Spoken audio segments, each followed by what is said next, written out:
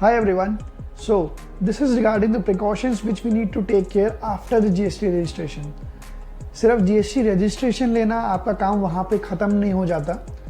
GST registration लेने के बाद कुछ प्रिकॉशंस होते हैं, कुछ आपकी लाइबिलिटीज़ होती हैं जो आपको टेक केयर करनी ही पड़ती हैं, वरना आपको बेकार की पेनल्टीज़, इंटरेस्ट सब पे करना पड़ेगा.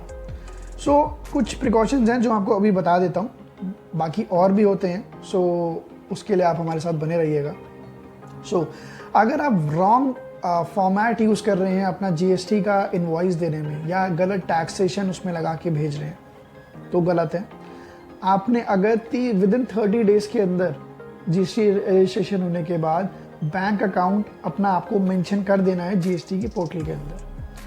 अगर आपने गलत HSN कोड या HSN कोड अपने बिल के अंदर मेंशन ही नहीं कर रहे हैं तो वो गलत है. अगर आप GST रजिस्ट्रेशन करने के बाद GSTR 3B एंड GSTR 1 जो आपकी GST के रिटर्न्स है वो टाइमली नहीं भर रहे हैं तो इंटरेस्ट और पेनल्टी दोनों ही है उसके ऊपर. अगर आप गलत इनपुट टैक्स क्रेडिट क्लेम कर रहे हैं अपने GST के अंदर तो भी उसकी पेनल्टी है. अगर आप इनपुट टैक्स क्रेडिट किसी को रॉन्गली आगे पास ऑन कर रहे हैं सो ये सिर्फ पेनल्टी या इंटरेस्ट नहीं है, ये एक कह सकते हैं अपराध भी है. तो इस पे आपको क्रिमिनल ऑफेंस भी आप पे ऐड ऑन हो जाएगा. अगर आपने ई-वे बिल, जहाँ पे भी आपको ई-वे बिल लगाना बनता है, अगर आपने वहाँ पे ई-वे बिल नहीं लगाया है तो जब अगर आपका सामान पकड़ा गया तो उस पर बहुत भारी जुर्माना होता है.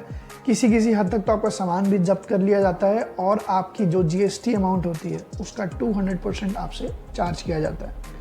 अगर आपने GST प्रेमाइसिस के ऊपर अपने प्रेमाइसिस के बाद GST का बोर्ड नहीं लगा रखा, अपना GST नंबर मेंशन नहीं कर रखा, सो दिस इज ऑल्सो लिवाइड टू और one step ahead to moving to your penalty or interest.